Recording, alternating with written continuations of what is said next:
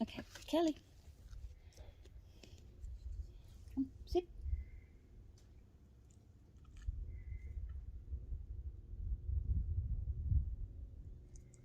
Come.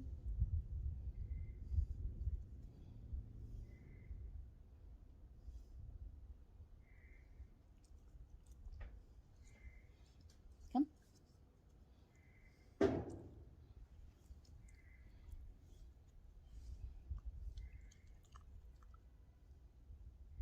Kelly has never been taught to sit.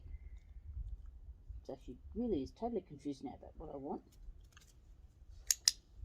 Clicker marks the behaviour and she gets the treat.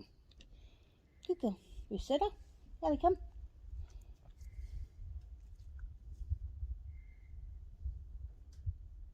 She's still thinking about it. Kelly, come. Come. Now, she did it the first time and it was pure accident.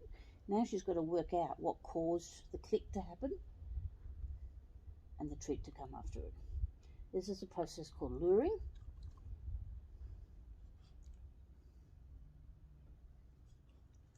I can tell she didn't get it before. That was pure accident because she just doesn't, she's not repeating it. It hasn't processed yet what it was that worked.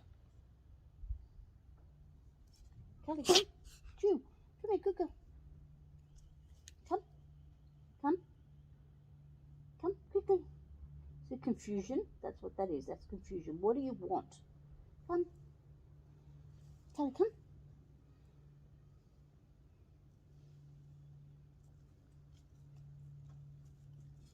I'm deliberately not using the SIT word because that has no meaning for her.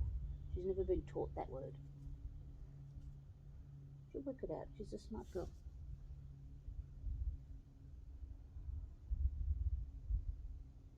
Come.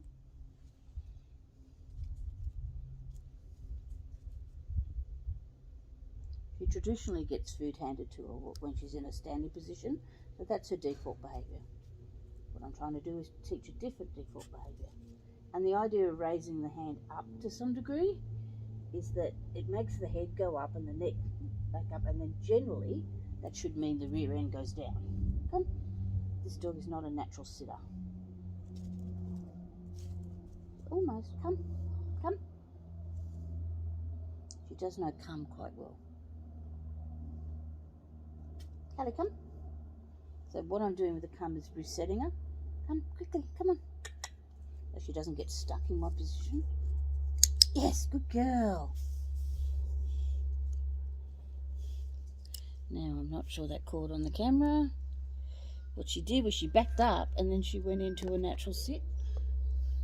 And that's when she got the click, and I went yes as well, because I usually work without a clicker. Come here, Kelly. Kelly, come. Now I've got to reset her. Now I'm using a mix of standard kibble with clunkers. So the clunkers are much higher value, and I've actually pulled the clunkers into smaller pieces.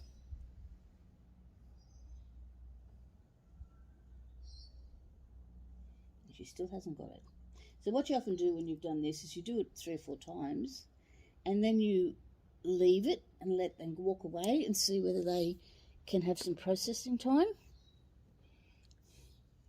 And often they'll come back to it and they'll go straight back into it. And it's like the penny drops. Oh, that's what you were after.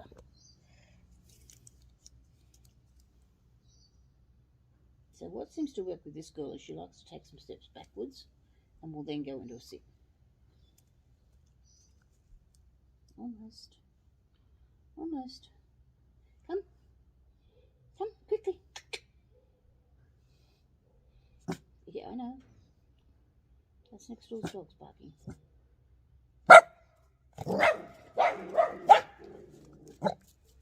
Yes, good girl. Kelly. Yes, good girl. Come on.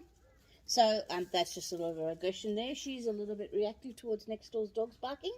So just to do this as an aside within the video that we're doing, Mister's done sit a lot of times. Good boy. Mister was clicker trained as a baby. So that was an aside. She ran off to bark at something, barking next door. And so I waited for her to take a breath and to turn around and look at me. And she did, and that's when I clicked and said yes. And I threw a treat back up here, so it caused her to come back up here. Oh, that's what we were doing, she says. And she stopped barking at next door. Banjo, do you know how to do it? Banjo's not a natural sitter either. Again, Banjo has never been clicker trained either.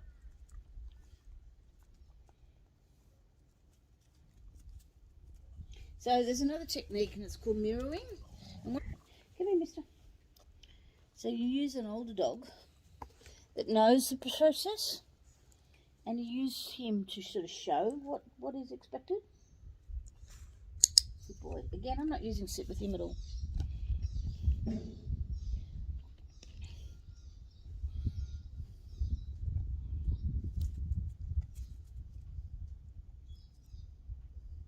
Come. And yes, this process takes patience when you've got a dog that's not being trained to clicker at all. She's totally confused now. She just doesn't understand what's going on here. And she's also, that wrinkling of the nose and the looking down to that direction means she can still hear next door's dog. Next door's dogs aren't barking, but she's aware of them, and so she is distracted. Watch that nose. Watch that nose. See that nose crinkle? The breeze is coming from that direction, so it's bringing the smell of next door's dogs as well. Yes, good girl. Now that felt a little more, Mister, come. That felt a little more deliberate that time. Good boy. So it sort of feels like she's got the idea. Come. No, not you. Callie, come. Mr. Stay. Callie, come. Now that was I need to have a scratch, not I'm sitting down because you need me to do it. Callie, come.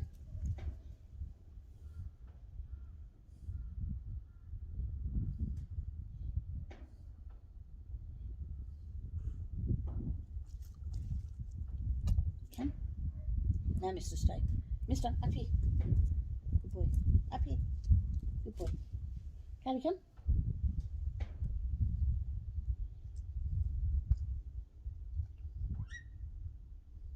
Callie. Come here. Walk forward. I can't reach that far. Come here. Come. Yeah, good girl. Come.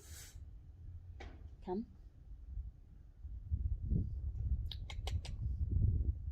This is also really good if you've got a dog that's got impulse control problems and you're used to handing food to it and it will snap and snark at you. So you put your hand out, and generally if they're going to bite you, they can't bite. That made it come. So her default behaviour is to get up on her legs.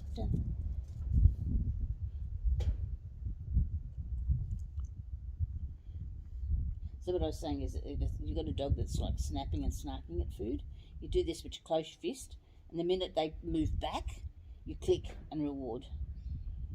So this looks really boring, but it's quite foundational work. Good girl. So that looks like it's becoming a bit more deliberate. Banjo, you want to play? Want to play, Banjo? Yes, you're being a good boy. Want to play, Banjo? Come, Banjo. Callie, come. This girl doesn't have a really good recall when she's being distracted as well. So the Callie come and getting her to turn towards me. Ideally what I should be doing is saying Callie come and then clicking when she does come.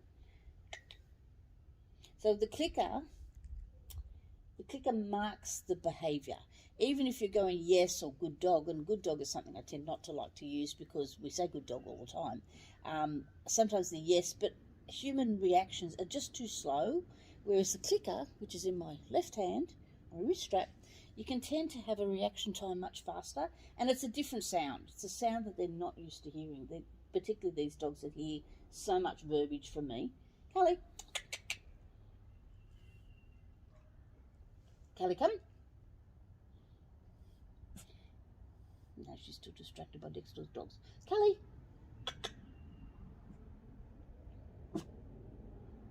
Good girl.